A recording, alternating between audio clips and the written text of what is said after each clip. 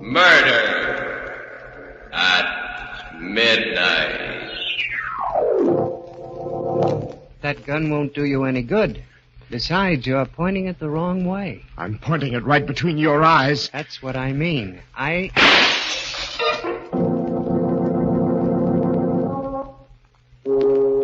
Midnight.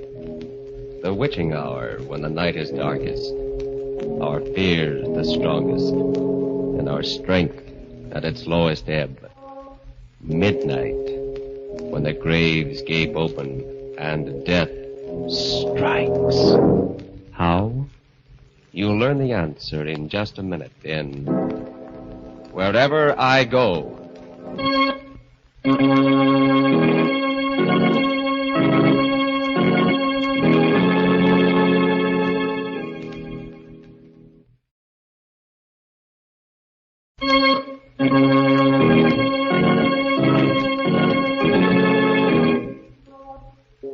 And now, Murder at Midnight. Tales of mystery and terror by Masters of the Macabre. Our story, A Study in Crime and Retribution, is by William Morwood. Its title, Wherever I Go.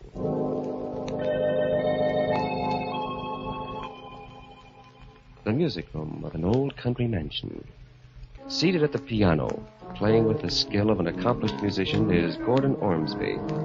Engrossed in what he is doing, he is not aware his wife, Ellen, has come in until... For goodness sakes, Gordon, when are you going to stop that pounding? What? Well, I thought you enjoyed music, my dear. I do when it's well played. Oh, don't be childish. You might have a little consideration for my headache. You and your headaches. There's nothing whatever wrong with you. The doctors have as good as told you that. It's all in your mind. The affectation of a silly rich woman. Lucky for you I am rich. Or where would you be now? Someplace where I'd amount to something. I had talents when I married you, Ellen. I could have been a great musician or a great painter or a writer. You were what you are now, what you always will be. A dilettante, a dabbler. It's your money that ruined me, softened me up, robbed me of my ambition. If you hate my money so much, there's nothing to prevent you walking out on it. I will. Someday. Not if I know you. You'll stick around as long as I have a penny left. Oh, my head. Oh, you poor, poor darling. Oh, I don't expect sympathy from you, but... Oh, when I feel like this, I could kill myself. That would be too much to hope for. Wouldn't it be nice for you, Gordon? Little me out of the way, and all my wicked money to spend exactly as you pleased. But don't worry. I'll live to a ripe old age, just to spite you. I'd never thought of it before. Her dying. Never. But after that, I couldn't get it out of my head. There was so much I could do with her money. I could go abroad, study. But first, I had to get rid of her. It was dangerous even to think about, but I conceived a plan and developed it carefully, slowly, step by step. Ellen, we've got rats in the cellar. I saw signs of them today. How awful. We must do something about it. Ellen, have you done anything about those rats? I ordered some stuff from the drugstore. Well, there's only one thing that's any good, and you'll have to get a prescription for that. Arsenic. Let's eat home on Thursday, Ellen. Oh, but it's a servants' night out, and we always go to a restaurant. I know, but I want to try my hand at cooking up something. Well, it's sure to be poison, but... All right.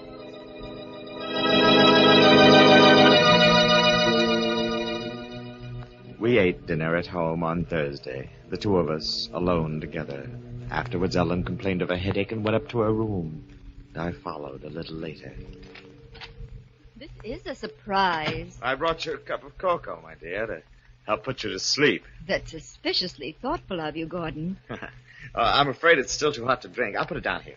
What have you done to your hand? What? It's all bandaged up. Oh, I scalded it in the kitchen. It's a nuisance, too. I wanted to write tonight. What are you working on now, Shakespeare? Your memoirs? No, dear. I don't expect to die for a while yet. No, it's a story about a girl suffering from an incurable disease who commits suicide. Sounds morbid to me. Oh, but it's not. I'm making it very tender and beautiful. As a matter of fact, I did mean to write the death scene tonight. With this hand, I'm... Say, Ellen, would you help me out? How? Well, I've got the girl's suicide note all set in my mind. I can't write with this. Would you write it down while I dictate it? Oh, do it yourself tomorrow. Oh, please. It'll only take a minute. Please. Oh, all right. Where's some paper? Here. But that's my very best stationery. I hate to waste it. It won't be wasted. Ready? Yes. Here goes. It's, I can't stand the pain any longer. Nobody knows how much I've suffered. Death will be peaceful compared to this. Wait a minute. What? What's wrong? You're going too fast. Oh. Death will be... What? Peaceful compared to this. Forgive me for what I'm doing, but this is the only way out. Signed, Yes? Ellen. What? I named her that, dear, because she reminded me of you, so noble in her suffering. I thought you'd be pleased. Well, I'm not. You'll have to think of some other name. All right. Jane. Jane? You remember Jane Turner, the girl I was going with when I met you? I don't think she'd mind. But I would. There. It's signed... Ellen. Thank you, my dear. You don't know how much this means to me. Oh, my head's splitting. Oh, I'm sorry. Cocoa? Drink it. That should end your headache. Drink it, Ellen. Tastes queer. Well, I couldn't find the sugar, so I sweetened it with maple syrup. Well, I don't suppose it'll kill me. Drink it all. Drink it all. There. Oh. What's the matter? Oh, that pain. Gordon, do something. Why are you... It won't be long now, Ellen. You mean that arsenic you bought for the rats. You're mad. They'll hang you for this. No, Ellen. Oh, no. You have left a note behind. It's a clear case of suicide. I was shaking all over, yet my nerves had to be steady for what lay ahead of me. My own life depended on it. Music, that would relax me. The piano. I raced downstairs for the music room, but before I reached it, I heard the playing. I pushed open the door. A man was sitting there. A man I'd never seen before, but who was somehow vaguely familiar. Hello. Who are you? Don't you know? Well, of course not. What are you doing here? There was nobody at the piano. I didn't think you'd mind. Well, I do mind. How'd you get in? The door's locked. Is it? I didn't notice. Breaking and entering, huh? I've got a good mind to call the police. I'm sorry you're so suspicious. Still, I realize the strain you must be under. What do you mean by that? I'm afraid I'm interrupting you in business vital to both of us. I'll call again some other time. No, wait. You can't leave like this. At least tell me your name. I have many different names. When the time comes, you can call me by any one of them. Goodbye. I put the stranger out of my mind. Too much depended on the telephone call I had to make. A single slip-up now, and a rope was waiting for me. I dialed with shaking fingers. Dr. Sampson, this is Gordon Ormsby. You must come at once. Ellen is dead. I think she's taken poison.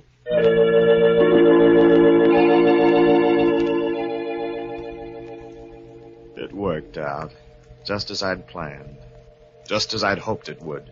The doctor's visit, the police, the inquest, no false moves, no suspicions. I became the sole inheritor of a large estate and a free man. I moved out of the old house and into a hotel suite in town. I don't know when it started to happen, but I first knew that something was wrong when my fingers would no longer obey me at the piano. Dad! Nothing but count. Or rather, nothing but discards. I decided that my nerves were overstrained, that I needed a rest. I figured a trip somewhere would do me good. I went to the telephone to order my car brought around first thing in the morning, but before I picked up the receiver... Yes? I'm going with you, Gordon. Who is this? Your friend. I'll see you first thing in the morning. But... Number, please. Operator, you cut me off. I was making a very important call. There must be some mistake, sir. There was no call on your line. I didn't wait. I couldn't. I packed that evening. I slipped a gun into my pocket. I left the hotel. By 11 o'clock, I was far out in the open country, driving west. The night was pitch black, and every mile I burrowed further into the darkness. And then suddenly, a terrible conviction came over me. I knew I wasn't alone. I'm coming up front now, Gordon. You! I said I was coming with you. When did you get in this car? I've been here right along. You drive well, Gordon. A cool head and a steady hand. But then you had to have them, didn't you? What does that mean? I was just thinking out loud. The money's nice, but music means a lot too, doesn't it? A pity that went sour on you. Look, I don't know who you are or what you're talking about. And yet you proved a point to Ellen. You proved that you were an artist in a way, even though she couldn't live to appreciate it. Her death was your masterpiece. The sweat stood out on my forehead. My mouth was dry. I didn't want it this way. One murder was enough to haunt me. But he left me with no alternative. He knew too much. Somewhere along that road, when the night was darkest, I knew I had to kill the stranger. Yes. The mysterious stranger seems to know a great deal. Is it possible he knows even more than Gordon suspects about his plan for... Murder at midnight.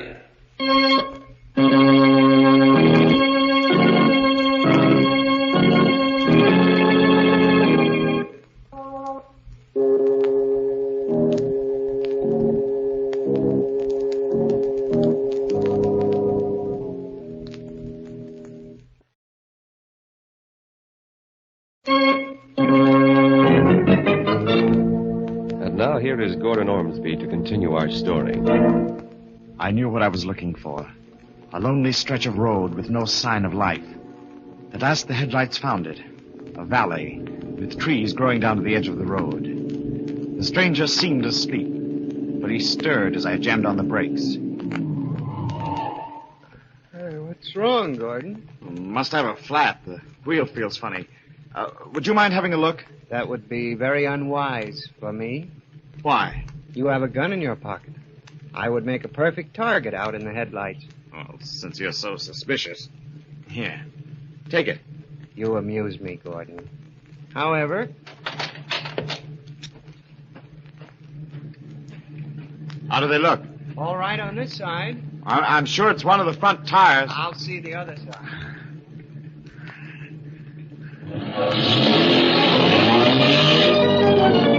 Got him. He was standing squarely in front of the radiator when I got him. Just to make sure, I backed the car over his body. I dragged him across the ditch and into the woods. I dug a shallow grave with a tire iron, hacking in among the roots and the rocks. And then I covered him over. I got back into the car. I needed a drink. And when I came to a juke joint along the highway, I stopped.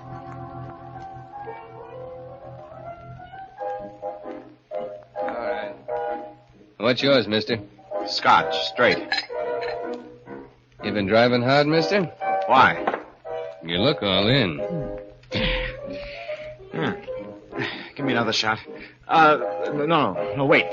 Look, I'll buy the bottle. I don't always want to sell. You know, scotch is hard to get around here. I'll pay for it. I took the bottle over to a booth and began putting it away. I felt better, warm inside. It was going to be all right after all. The stranger was dead, and they'd never find his body. I was in the clear with nothing to worry about. Help a poor blind man. Help a blind man.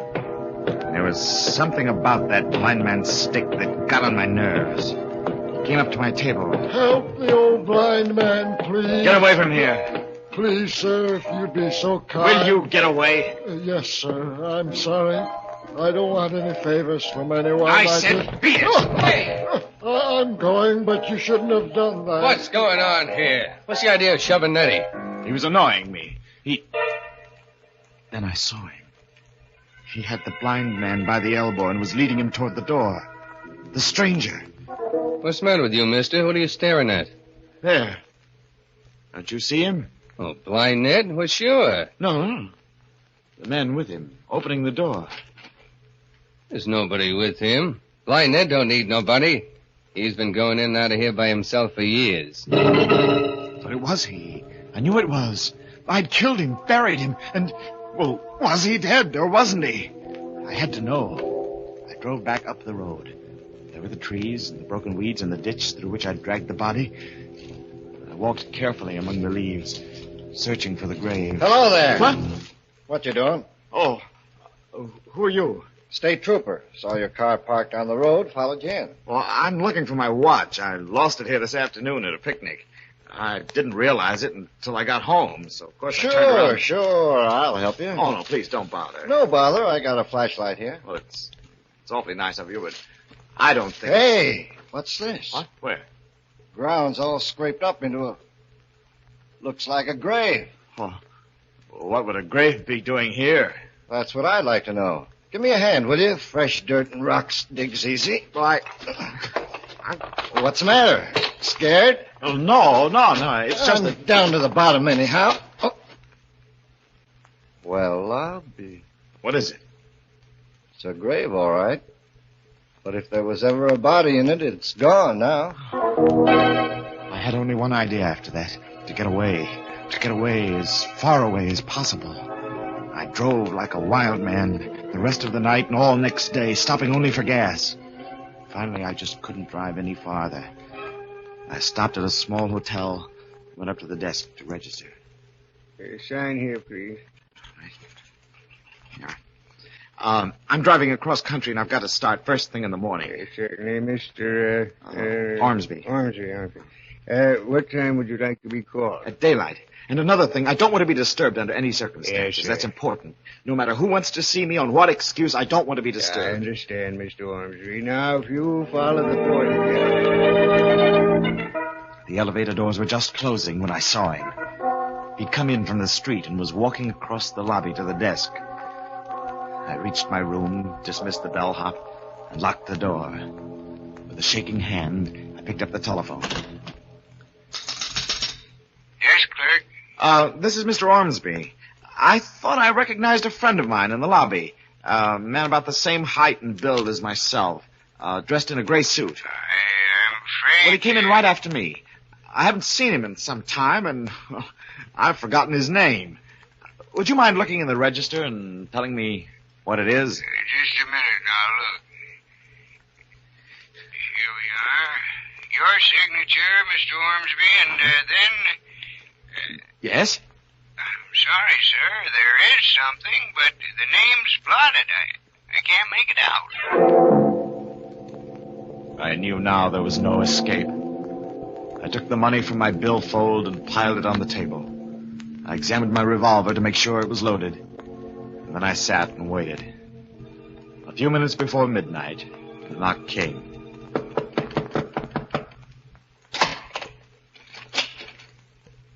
Come in.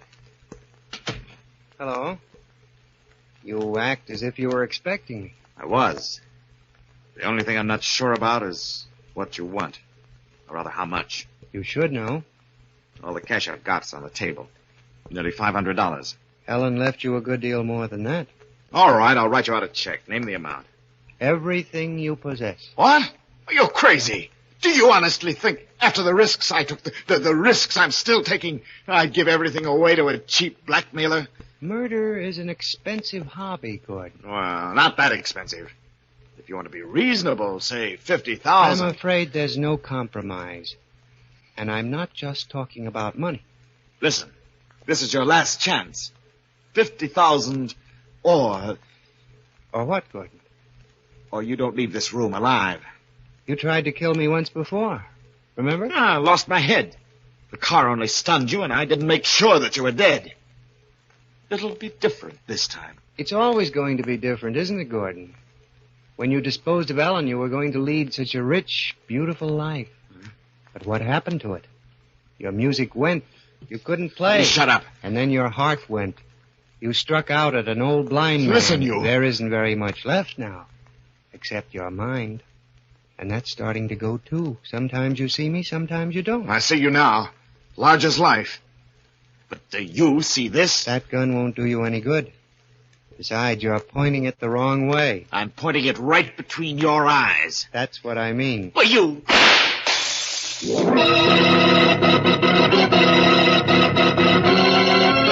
He was gone. Yes, gone. Nowhere in the room. Then I heard the rapping at the door. In a daze, mechanically, I opened it. Anything wrong, mister? What? Who are you? The house detective. I thought I heard... Oh, you must have seen him. He must have run past you in the corridor. Who? The stranger, the man who was in my room. Oh, I did? Hey, be careful of that gun. Well, I had to shoot him. He was threatening me. He was standing over there when I let him have it. Oh, yeah? What did he look like? He's about my height and build, wearing a gray suit. Like the one you're wearing? Huh? Oh, yes. I thought so. Look. At what? The mirror. You shot at your own reflection. You mean... Now do you know who I am, Gordon? There, didn't you hear him? Hear what? What are you talking about? No. No, you wouldn't hear. Only I would. And now I do know who and what he is. I know why I couldn't escape him. Here, take this gun.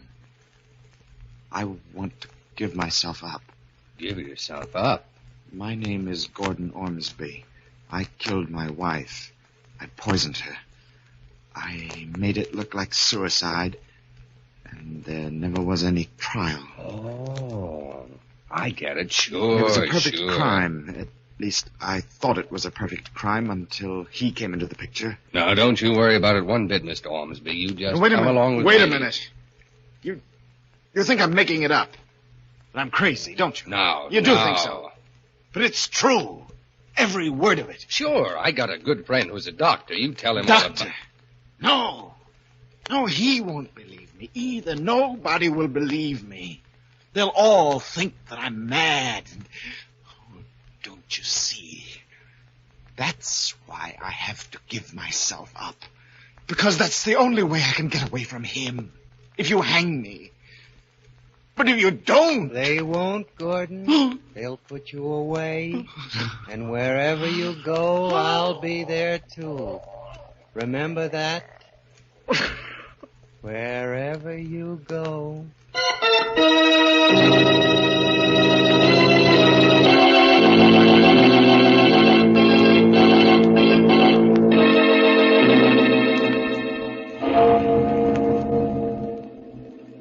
Taking him firmly by the arm, the detective leads the struggling Gordon out into the corridor.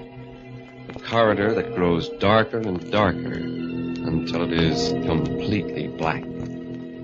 Somewhere in that blackness, a voice is whispering. And it continues to whisper until it is drowned by a clock striking 12 for... Murder at midnight.